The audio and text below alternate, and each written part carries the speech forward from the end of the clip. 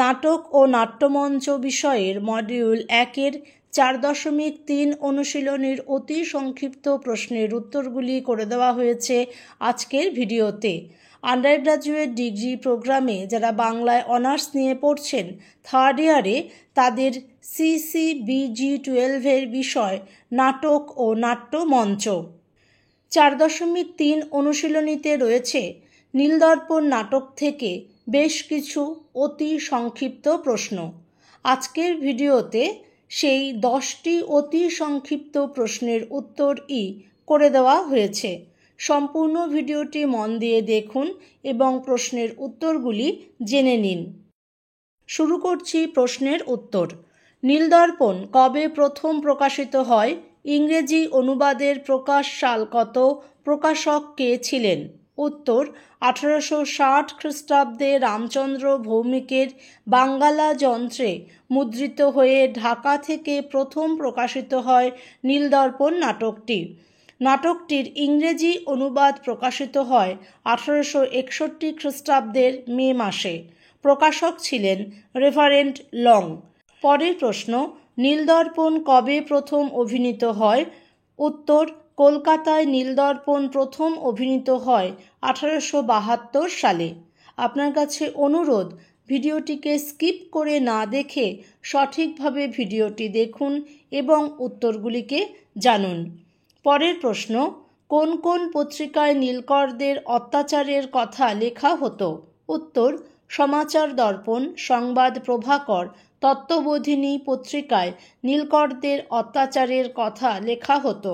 মনে রাখবেন, হরিশ্চন্দ্র মুখোপাধ্যায় তার হিন্দু প্যাট্রিয়ট পত্রিকায় নীল চাষিদের পক্ষে প্রচার করতেন। পরের প্রশ্ন, কোন কোন পত্রিকা নীলকরদের সপক্ষে লেখা প্রকাশ করত? উত্তর, ইংলিশম্যান ও বেঙ্গল হরকরা পত্রিকা নীলকরদের সপক্ষে লেখা প্রকাশ করত। 5 নম্বর প্রশ্ন, নীলদর্পণ নাটকের ঘটনাস্থল যে গ্রাম তার নাম কি? এখানে কোন গ্রাম জ্বালানোর কথা বলা হয়েছে? উত্তর, নীলদর্পণ নাটকের ঘটনাস্থল সরপুর গ্রাম। এখানে পলাশপুর গ্রাম জ্বালানোর কথা বলা আছে। 6 নম্বর প্রশ্ন, দর্পণ নাটকের ধারা সূচিত হয় কোন নাটক দ্বারা? 3টি দর্পণ নাটকের নাম নাট্যকার সহ উল্লেখ করো। উত্তর, নীলদর্পণ নাটকের থেকেই দর্পণ নাটকের ধারা শুরু হয়। এর পরে রয়েছে নাট্যকার এবং তাদের লেখা দর্পণ নাটকের নাম ও প্রকাশকাল।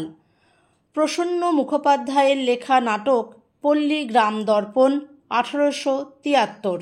মীর মশাররফ হোসেনের লেখা নাটক জমিদার দর্পণ 1873।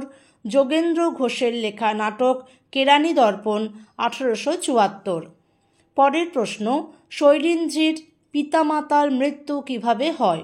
উত্তর, শিশুকালেই শৈরিন্দ্রি পিতৃহীন হয়। নীলকর সাহেব তার পিতাকে কুঠিতে ধরে নিয়ে যায় এবং অত্যাচার করে। ফলে নীলকুঠিই তার পিতার কাছে জমালয়ে পরিণত হয়। তারপর আর শৈরিন্দ্রির পিতা বাড়ি ফেরেননি। পিতার মৃত্যুর পর ছোট শৈরিন্দ্রিকে নিয়ে তার মা পিত্রালয়ে চলে যান, কিন্তু পতির শোকে কিছুদিনের মধ্যেই তিনিও মারা যান।